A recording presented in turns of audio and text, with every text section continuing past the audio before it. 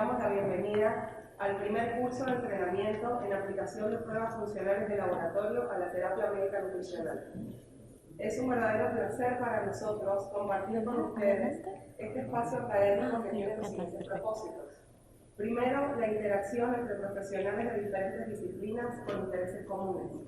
Segundo, compartir la información científica actualizada. Y tercero, transmitir la experiencia clínica con el fin de que podamos lograr más precisión en los diagnósticos y un mejor éxito en el tratamiento de nuestros pacientes. La tecnología ha avanzado enormemente en el área del laboratorio. La velocidad a la que cada vez se descubren nuevas herramientas es tan grande que hoy en día podemos medir hasta lo que hace una década pensábamos que era imposible. Genes de microbioma, resistencia a antibióticos, biomarcadores específicos no invasivos, genética nuclear y mitocondrial, metilación de ADN, RNA para expresión génica y una lista que puede continuar todo el día. Es por eso que en estos días la evaluación de la salud integral debe ir más allá de la observación e historia clínica. Determinar la causa subyacente de los síntomas o la patología es necesario para evitar la recurrencia y el daño adicional. Las pruebas avanzadas tienen en cuenta la función fisiológica y ayudan a identificar factores causales. La reprueba puede estar justificada para monitorear la respuesta clínica. Hoy presentaremos durante toda la jornada diferentes herramientas que se pueden aplicar a áreas médicas como nutrición, pediatría, gastroenterología, neurología, medicina interna, medicina crítica, infectología, inmunología, reumatología, endocrinología, genética, psiquiatría. Queremos agradecer a los participantes por su dedicación e interés en formar parte de este curso precongreso. Sabemos que no es fácil dedicar tiempo a este tipo de actividades y valoramos enormemente el esfuerzo que han hecho para estar hoy aquí. Queremos agradecer especialmente a las conferencistas por su dedicación, esfuerzo y compromiso durante sus horas libres para poder lograr completar este curso. Gracias por la oportunidad que nos brindan de aprender y de actualizarnos para incrementar nuestra eficiencia como profesionales abocados al cuidado de la salud y la prevención de enfermedades.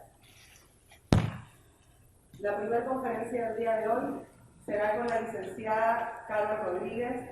La licenciada Carla Rodríguez tiene una licenciatura en nutrición, una maestría en nutrición clínica, graduada con honor de su maestría, más de 11 años de experiencia profesional. Se ha dedicado a el diagnóstico y tratamiento de pacientes con enfermedad celíaca, dieta cetogénica y nutrición deportiva. Se ha desempeñado como nutricionista en entidades públicas y privadas, tanto en consulta clínica como docencia. Con ustedes, Magíster Carlos Rodríguez, con la Conferencia de Sensibilidades Alimentarias.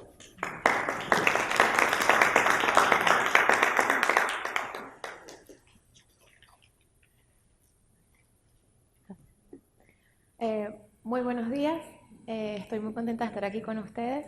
Mi nombre es Carol Rodríguez, como ya me presentó Lara, y bueno, faltó decir algo importante, que es que formo parte del equipo de nutricionistas de NutriWhite. No sé si conocen NutriWhite, algunas personas. Es una organización que se encarga cuya misión es transformar la salud de las personas a través de la inmunonutrición. Esta conferencia de hoy, donde hablaremos de las sensibilidades alimentarias, tendrá un enfoque dirigido no solamente a la detección de dichas sensibilidades, sino a la interpretación de los resultados. En esta presentación tuvimos una gran asesoría de la doctora Julie Bersura, quien es magíster en inmunología y en nutrición.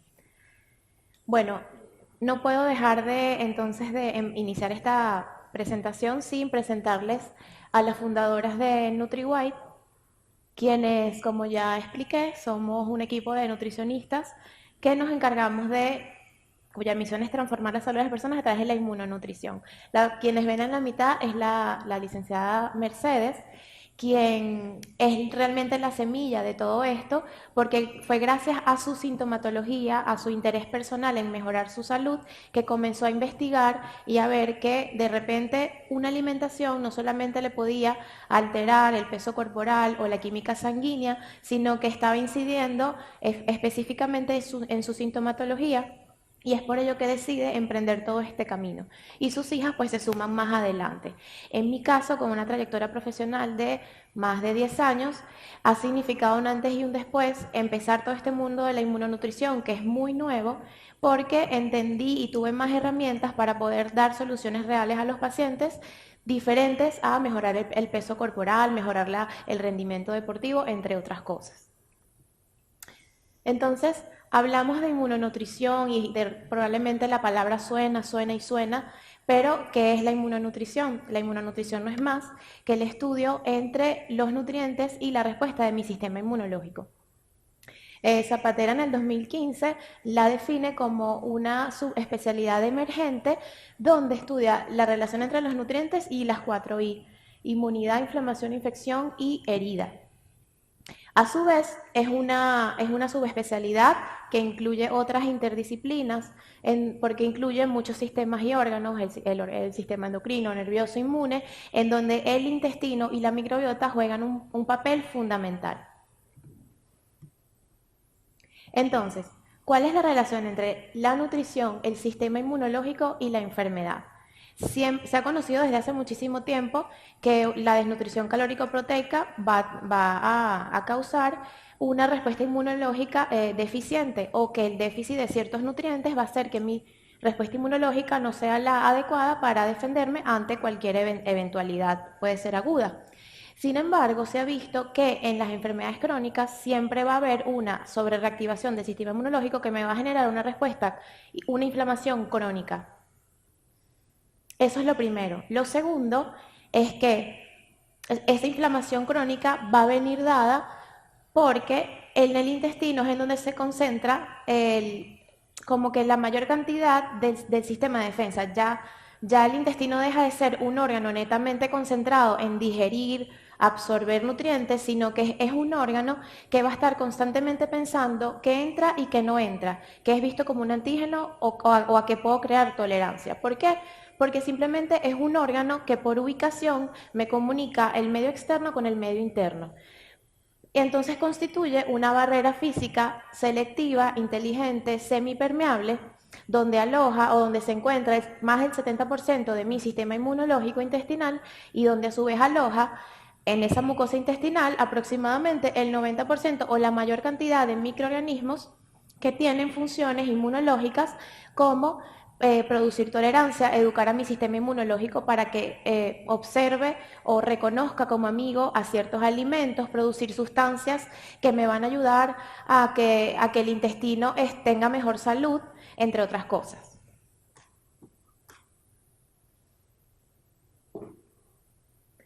Entonces, para finalizar, ¿qué relación tiene la nutrición con el sistema inmunológico, con la enfermedad? Aquí juega un papel importante, que es una idea que se tienen que llevar de acá, el intestino como eje, como órgano inmunológico. Entonces, ¿cuándo el intestino va a ser generador de enfermedad? Cuando tenemos intestino permeable. ¿Producto de qué? La permeabilidad intestinal es multifactorial, pero sin embargo, la alimentación, que es lo que constantemente hacemos, es lo que va a determinar que ese intestino esté constantemente inflamado, dado que una alimentación inadecuada, ¿qué sería una alimentación inadecuada? Alimentos ultraprocesados, con agrotóxicos, químicos, el consumo constante de agua clorada, alimentos de difícil digestión que terminan generando antígenos, esa mala digestión, antígenos, disbiosis intestinal, inflamación intestinal, intestino permeable, que viene siendo como la puerta de entrada para una inflamación sistémica que se va a manifestar en diferentes sintomatologías o, según mi genética, en diferentes condiciones o enfermedades. Entonces, ¿cuáles pueden ser esas sintomatologías? Esas sintomatologías pueden ser, de repente nos imaginamos que son netamente intestinales porque inicia con un intestino inflamado, el intestino permeable, pero las manifestaciones son tanto intestinales como extraintestinales. La mayoría de los pacientes que nos llegan son pacientes, que no sé cómo es el caso de ustedes, pero son pacientes cada vez más jóvenes, tienen problemas de peso corporal, pero a su vez tienen detrás una cantidad de sintomatología que incluye sintomatología similar a la de las alergias. Pueden ser manifestaciones en la piel, rinitis, urticaria, eczemas, migrañas, mucha fatiga. Es un paciente que llega muy cansado, con síntomas inespecíficos que no puede, o sea, es una sensación de él: estoy fatigado constantemente, tengo fatiga física y mental, nubosidad cerebral. A lo cual, de forma tradicional, es difícil darle solución. Tiene que haber una razón más para poder darle esa ayuda. Entonces ahí nos preguntamos, bueno, son sintomatologías que puede tener que ver con la alimentación. Bueno, entonces vamos a darte una buena alimentación. Entonces en este caso nos preguntamos, ¿qué es una buena alimentación? A los términos más tradicionales, una buena alimentación es aquella que te va a aportar ciertas kilocalorías, ciertos nutrientes importantes, de repente fibra, baja en grasas saturadas, baja en sodio, que sea equilibrada, variada, etc. Pero realmente dentro de este concepto, lo que nos tenemos que preguntar no es qué es una buena alimentación, sino qué es una buena alimentación para mí, qué es una buena alimentación para mi paciente. Porque ahí es que vamos a saber si según la genética, si según el sistema inmunológico, ese alimento va a ser adecuado o no para mi paciente. ¿Ok? Eso es importantísimo porque aquí estamos hablando de la personalización. Estamos viendo herramientas que nos ayudan a personalizar la dieta. No estamos hablando salud pública, población general. ¿Ok? Entonces, en NutriWise nosotros entendemos que los alimentos no solo te van a aportar calorías y nutrientes, sino que también te pueden generar inflamación. Por eso es que se conocen las reacciones adversas inducidas por los alimentos. Estas reacciones pueden ser inmunológicas o no inmunológicas. Las inmunológicas, mediadas por la inmunoglobulina IgG, vamos a clasificarla como en el término de sensibilidades. Las IgE vienen siendo las alergias, que es la más conocida, la que todo el mundo usualmente realiza, y las intolerancias se va a deber más a un déficit enzimático. Hay muchas referencias donde el nombre de sensibilidad se puede utilizar de otra forma, o de intolerancia, que engloba muchas otras. En esta presentación, y también quisiéramos que se llevaran como esta clasificación, vamos a hacerlo de esta manera.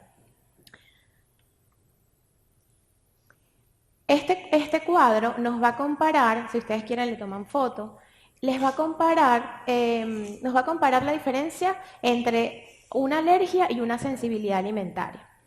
Las alergias alimentarias van a estar mediadas por las inmunoglobulinas IgE y las sensibilidades IgG. Para el paciente es más fácil reconocer cuando tiene una alergia porque los síntomas son inmediatos y a veces son más agresivos. Entonces, inmediatamente después de haber consumido un alimento, el paciente puede tener alguna sintomatología. Esto no pasa con las sensibilidades alimentarias, donde es una aparición tardía, puede aparecer desde las 2 horas hasta las 72 horas aproximadamente. En nuestro caso, los pacientes nos refieren que a las 6 horas aproximadamente es que presentan alguna sintomatología muy específica, y es por ello que es más difícil que el paciente lo reconozca y que vale la pena tener las herramientas para el diagnóstico sanguíneo de la elevación de estos anticuerpos. Los síntomas de la alergia son clásicos de la alergia: vías respiratorias, piel, por ejemplo, pero los de las sensibilidades alimentarias pueden ser los mismos de la alergia, pero adicionalmente hay otros más inespecíficos o intestinales o extraintestinales. Entonces, es por ello que muchas personas que tengan síntomas similares a lo de la alergia, a los síntomas de alergia, al hacerse algunas pruebas de alergia le va a salir que no responde, que no tiene ninguna reacción inmunológica ante ese alimento, y es porque falta evaluar en su totalidad otras cosas que te puede dar este alimento, que te puede afectar el sistema inmunológico. Perfecto. Aquí, por ejemplo, este es un caso clínico, una paciente de Ecuador.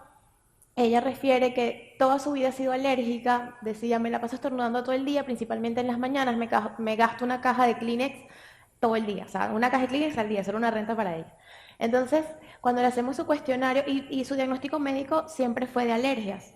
Cuando le hacemos un cuestionario a los pacientes de NutriWise, le hacemos siempre un cuestionario previo de mucha sintomatología.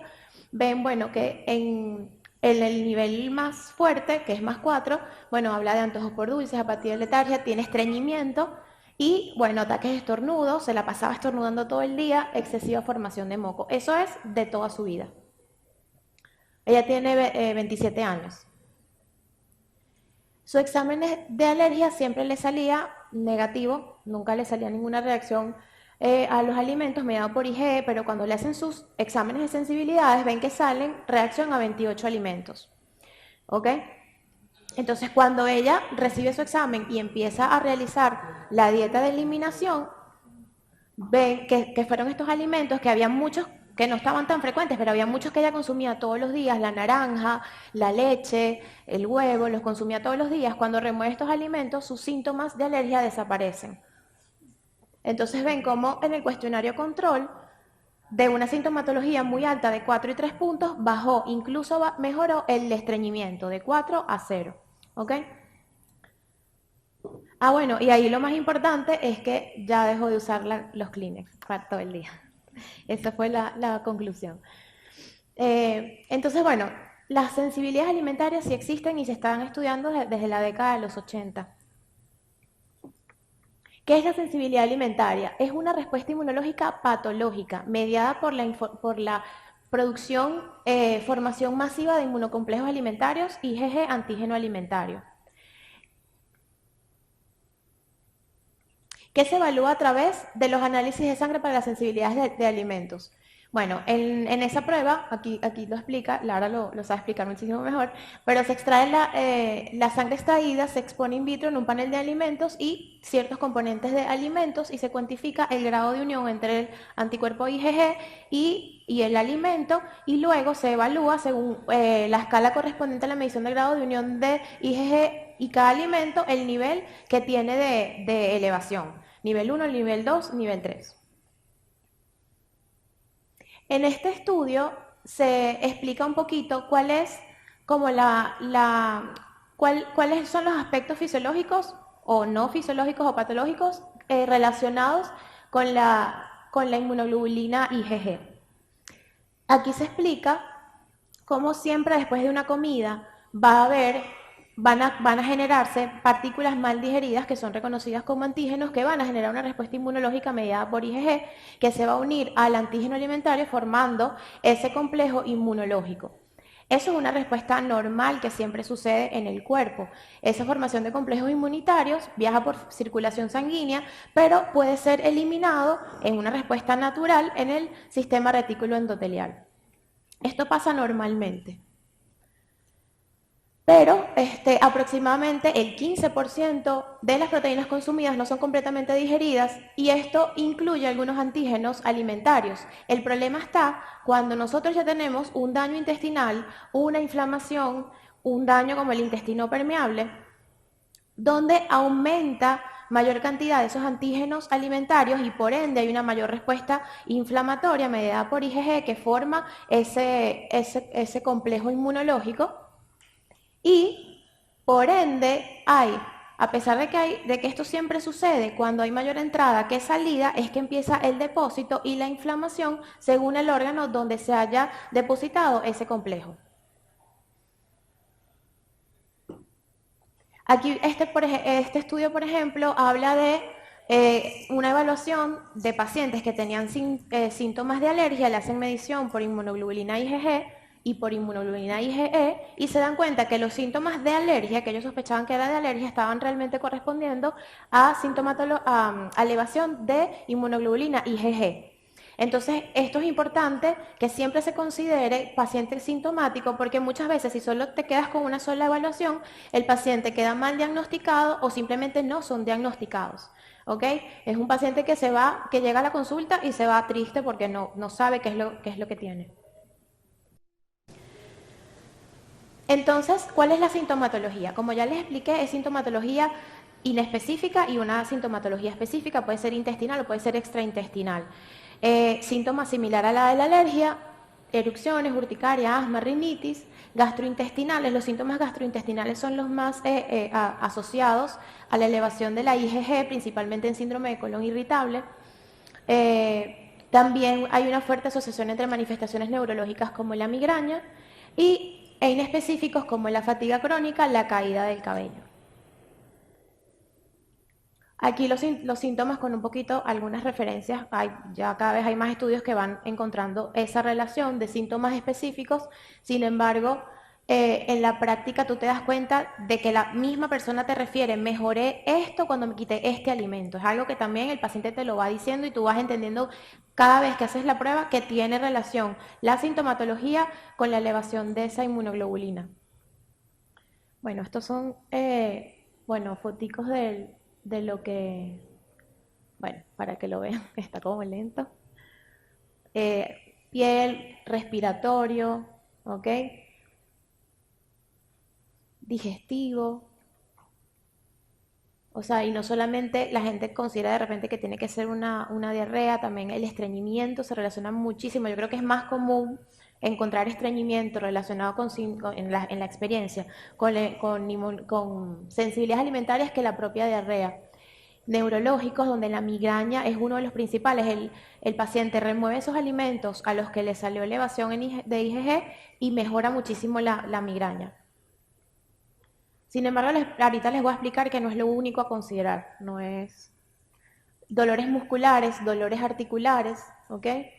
Se relaciona muchísimo con sensibilidades alimentarias. Ok. Además de estas manifestaciones, ¿será el sobrepeso una manifestación más de las sensibilidades alimentarias? ¿Qué pueden creer ustedes? El sobrepeso, la obesidad evidentemente es una entidad multifactorial, no podemos decir que es por las sensibilidades alimentarias. Sin embargo, muchas personas, cuando observas que la persona hace bien la dieta, es una dieta bien en calorías, adecuada en aporte nutricional, la persona hace ejercicio, ves que es una persona que de verdad empieza a investigar, puede ser temas hormonales, cualquier cosa, pero empieza a investigar y cuando la persona remueve sensibilidades alimentarias, esa persona termina de desinflamarse, de bajar de peso corporal. Entonces, sí hay que considerarlo en una persona que cumpla con estas características. Y también se ha descrito en algunas, ahorita vamos a ver otra, en algunos papers, no solamente el aumento de peso, sino la retención de líquido, que es algo tan inespecífico y que cada vez más las mujeres, por ejemplo, llegan con esta sintomatología a consulta, hiperactividad, depresión, bueno, asma, hipertensión, entre otras. Aquí hay algunos papers donde, si quieren, también le toman fotos y después lo buscan. Pero es eso, es ir buscando. También van a encontrar muchos que dicen que no, porque el hecho de que esto sea una respuesta normal, una respuesta normal que genera el organismo, hace que para algunas instituciones de asma e inmunología no sea como aceptado como una prueba para determinar toda esta sintomatología. Pero aquí vamos a entender la lógica, a ver cuándo funciona, cuándo no funciona, qué significan los resultados. La buena noticia es que está demostrado que al eliminar estos alimentos que producen sensibilidad, los síntomas desaparecen. Y eso es algo también muy importante que ustedes tienen que ver. Hay algunas pruebas y algunos pacientes que se hacen algunas pruebas y refieren, yo no siento que mejore sintomatología quitándome el alimento. ¿Ok? Entonces, tiene que haber una respuesta patológica. Y además, también tienen que ver que no siempre la sintomatología, o sea, hay personas que no tienen un grado de sensibilidad, o sea, de sintomatología a las cosas muy alta y no perciben qué alimento les puede estar causando esa sensibilidad. Es decir, el hecho de que no haya sintomatología no es específicamente que no te esté causando alguna reacción inflamatoria.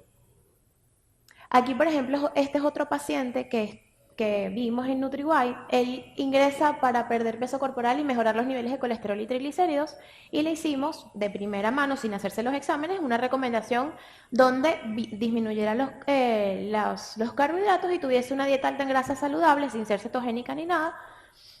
Y aquí ven cómo era su cuestionario. Bueno, el paciente hizo 3 semanas de dieta y no bajó ni medio gramo, no bajó nada y llegó frustrado para el control.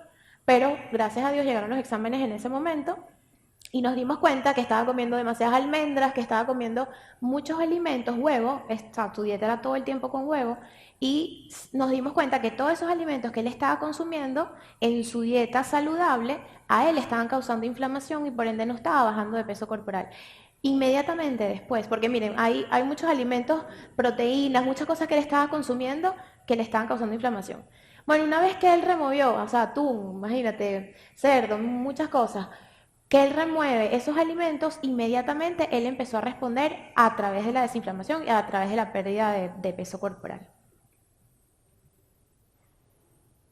Entonces, ¿cómo es el abordaje nutricional en relación de NutriWhite en relación a las sensibilidades alimentarias? Siempre hay que considerar otros factores, ¿ok? No es como que, bueno, solo le hago esta prueba de sensibilidad y ya mi paciente va a mejorar, porque evidentemente la salud va a responder a muchos otros factores. Y en el caso de las sensibilidades alimentarias y a la sintomatología relacionada con las sensibilidades alimentarias, esto es muy importante, que el paciente tenga disbiosis intestinal e intestino permeable, que así es la mayoría de los pacientes que nos llegan a consulta, que tenga o no sensibilidad genética al gluten, eso va a ser diferente a que tenga elevados anticuerpos IgG en sangre, o que tenga otras intolerancias que también producen una sintomatología similar. Entonces aquí, por ejemplo, hay estudios donde nos relacionan la disbiosis intestinal y el intestino permeable con el aumento de las sensibilidades alimentarias. La microbiota intestinal puede interactuar con esos antígenos alimentarios aumentando o reduciendo su inmunogenicidad. La microbiota intestinal viene siendo como un educador de mi sistema inmunológico. Entonces él se encarga de presentar antígenos y decir, bueno, hay mayor tolerancia, hay menor tolerancia. Cuando tengo disbiosis intestinal, evidentemente hay una peor respuesta inmunológica mediada por esa disbiosis intestinal. Y además, por otro lado, cuando hay disbiosis intestinal, hay intestino permeable y por ende hay mayor entrada de esos antígenos alimentarios. Entonces, esas dos condiciones hacen que la persona probablemente cuando le hagas el examen de sensibilidades sea sensible a demasiados alimentos. Evidentemente hay que corregir la disbiosis.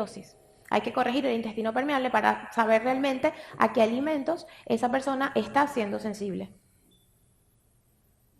Un factor clave en el desarrollo de las sensibilidades alimentarias es la disfunción de la barrera intestinal, que puede ser influenciada por esos microorganismos intestinales de la microbiota intestinal en disbiosis a través de diferentes vías. ¿Ok?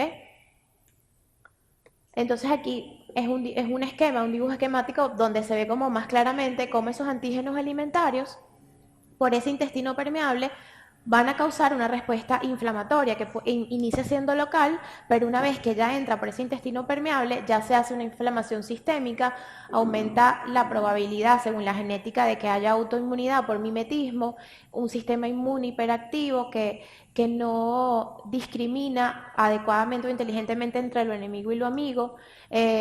Hay mayor malabsorción de nutrientes y eso es una de las razones por las cuales también la persona se le cae el cabello, no es netamente por la sensibilidad alimentaria, sino por la malabsorción de nutrientes y aumentan las sensibilidades alimentarias. Entonces, los antígenos alimentarios tienen mayor acceso a la circulación y desencadenan producción de los anticuerpos IgG específicos para esos alimentos. Entonces, la sensibilidad genética al gluten.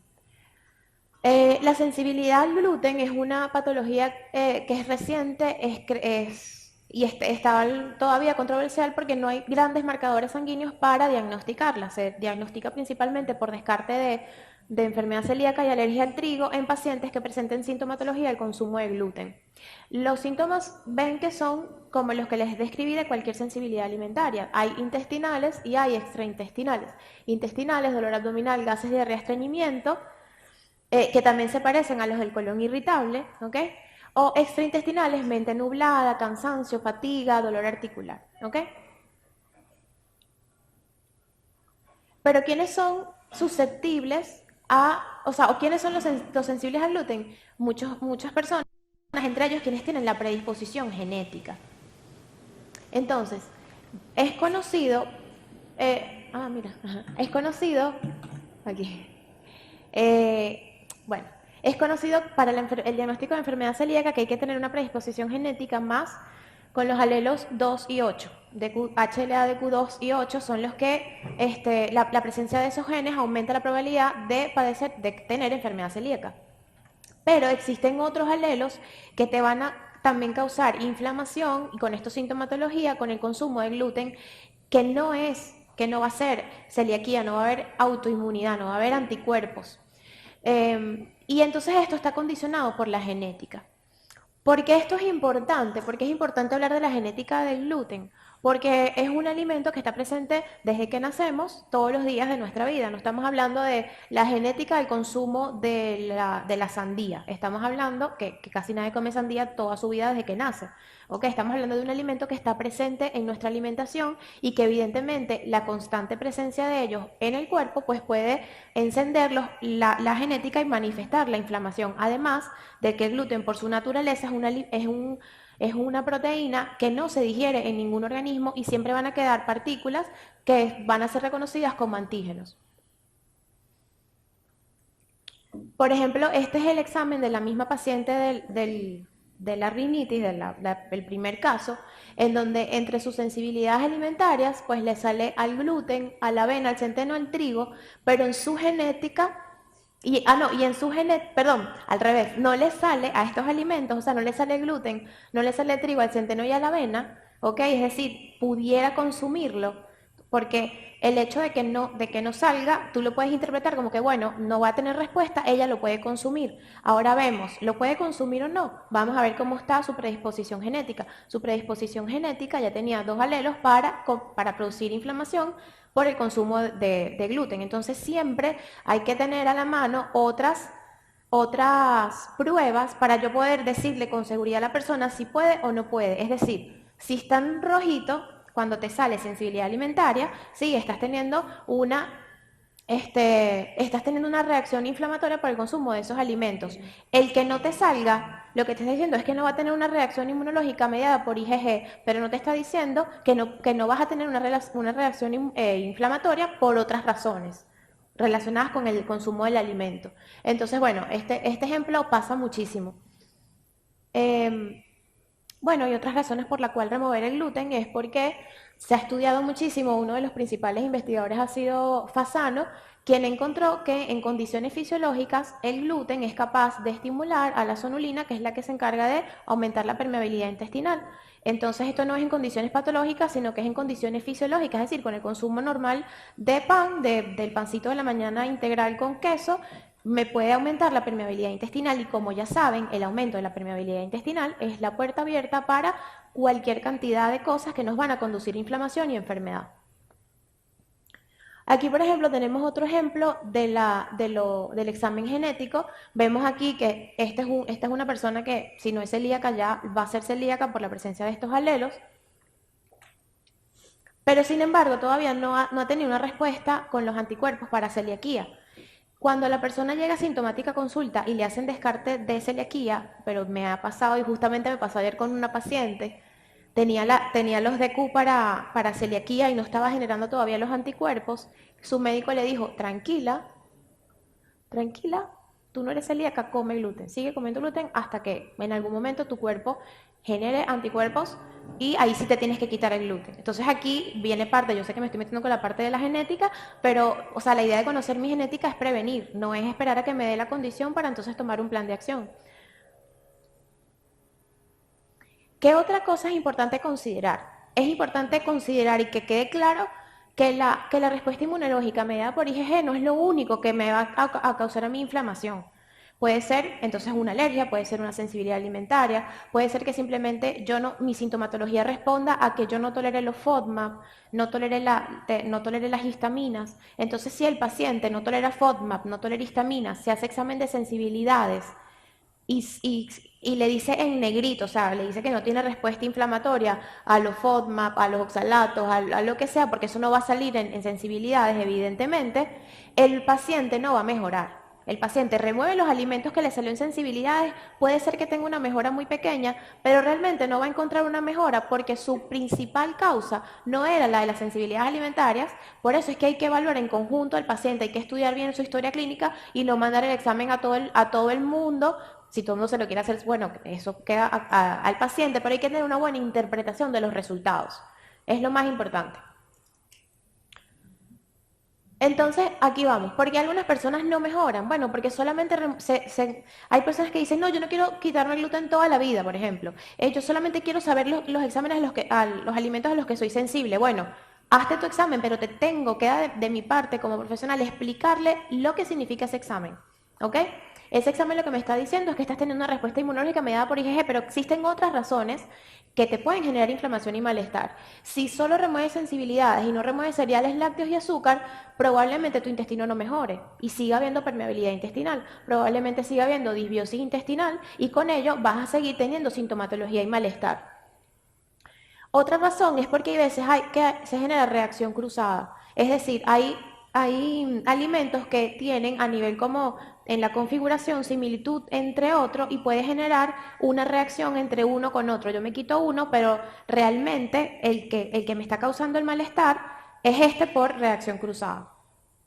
Otros problemas, o sea, o una razón por la cual la persona no mejora es porque tengo otros problemas asociados como intolerancia a los FODMAP, ¿ok? Es decir, consumo un alimento alto en FODMAP y me va a generar distensión abdominal, gases, muchísimo malestar, o a las histaminas, entonces sigo con la piel brotada, o sea, no me salen en IgG, por ejemplo, las almendras y los frutos secos y el huevo, no me salió elevado, pero si yo tengo intolerancia a las histaminas y sigo mi dieta con huevo, con frutos secos, que esos son alimentos altos en histaminas, comiendo chocolate, mi sintomatología no va a mejorar, ¿ok? Siempre hay que ver el paciente como un todo. Y además que se tienen que elegir técnicas adecuadas y laboratorios de confianza. O sea, no es mandar una prueba ay, háztela, porque me han llegado personas con pruebas de IgG de cabello, o sea, de mil cosas, donde la técnica no está 100% comprobada. Ustedes tienen que también recomendar a personas y a laboratorios confiables. ¿Ok? En este caso nosotros estamos mandando todas nuestras cosas con Biomed.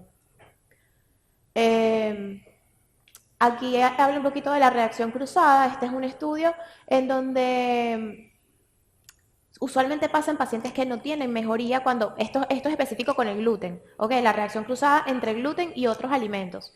En pacientes que que remueven el gluten de su dieta y no ven mejoría, es porque están creando reacción cruzada con otros alimentos, por ejemplo, la leche de vaca, levaduras, maíz, avena, mijo y arroz. Incluso en este estudio decían que al café instantáneo, ¿ok?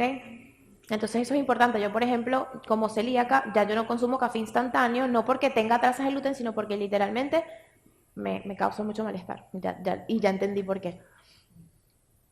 Entonces, el abordaje NutriWide o el abordaje nutricional recomendado en relación a las sensibilidades alimentarias, a que una vez la persona ya le hiciste su historia clínica, ya evaluaste su sintomatología, ya sabes por qué le estás mandando a hacerse el examen de sensibilidades, no es mandarlo por mandarlo, entonces viene el plan de acción. Vas a remover sensibilidades, pero no solamente eso, sino los otros relacionados con su estado general, si tiene que ser histamina, FODMAP, oxalatos, lo que sea.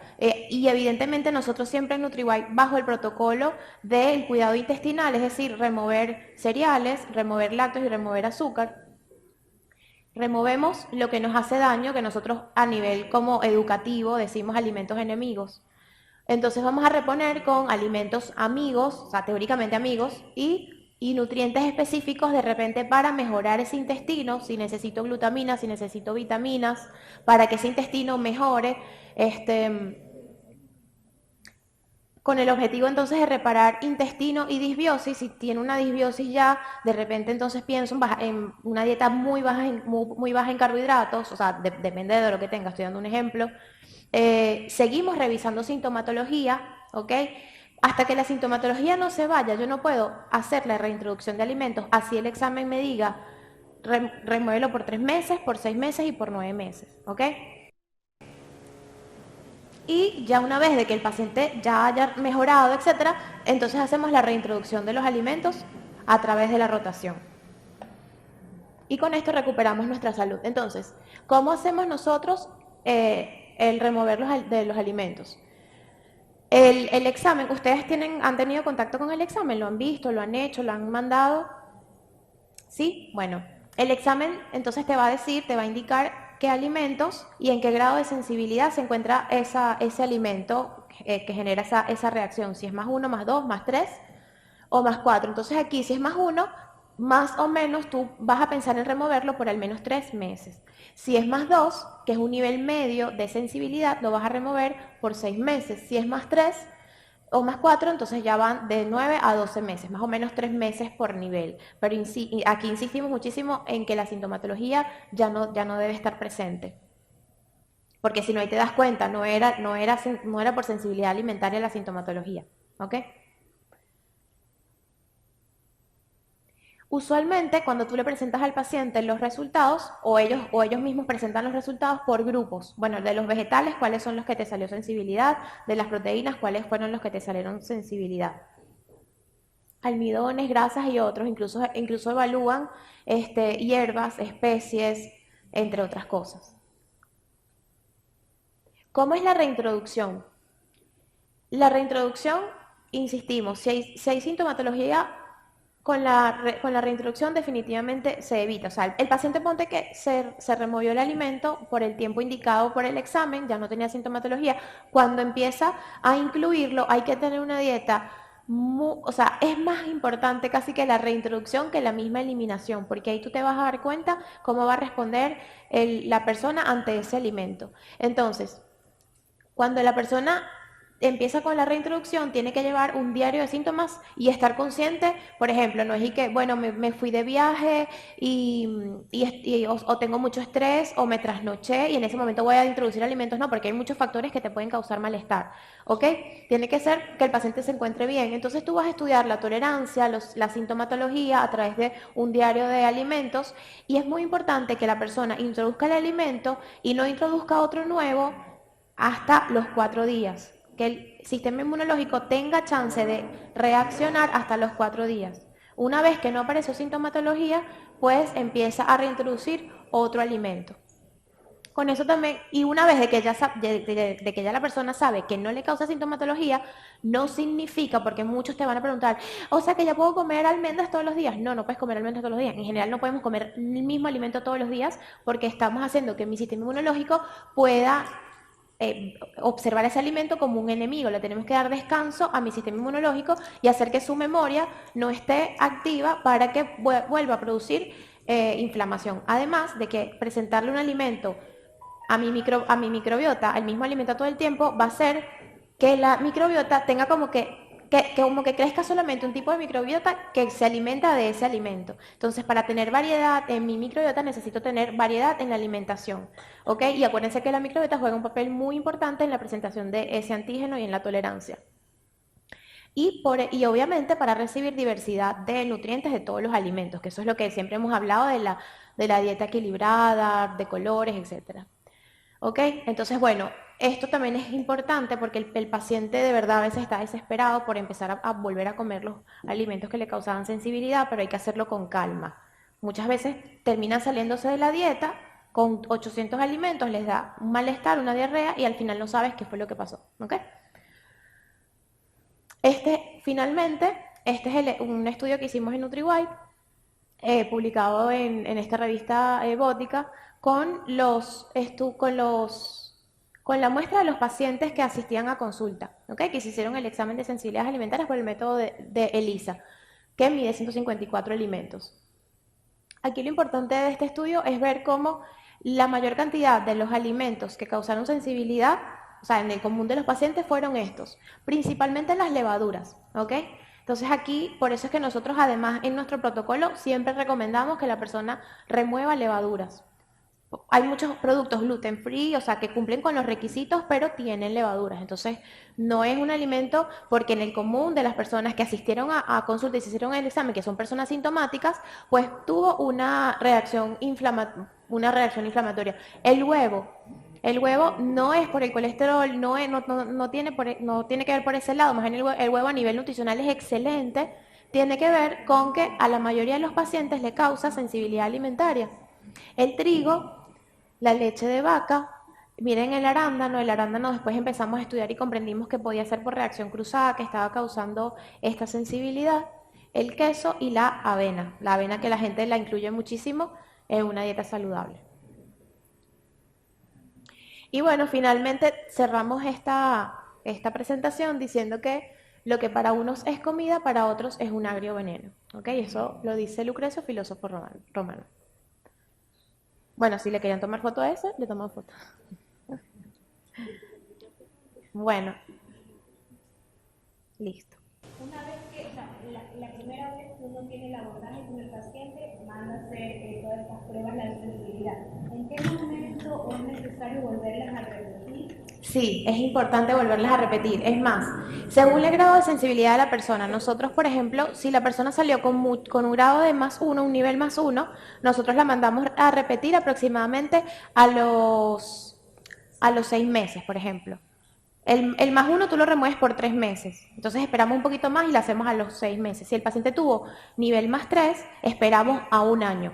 Pero sí hay que repetir porque gracias por la pregunta, porque muchas veces nos quedamos en que la sensibilidad de ese momento y la persona considera que por siempre va a tener esas sensibilidades y no es así, porque eso puede cambiar.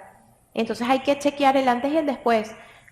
Evalúo, remuevo y vuelvo a evaluar. Tú evalúas con sintomatología, pero también mejor si vuelves a repetir esa prueba. ¿Se manda a hacer todo el panel de los alimentos o solo los que me salieron? Todo el panel de alimentos, porque puedes generar sensibilidad a otros alimentos también de repente en base a tu estado intestinal, a tu disbiosis, etcétera. ¿Ok?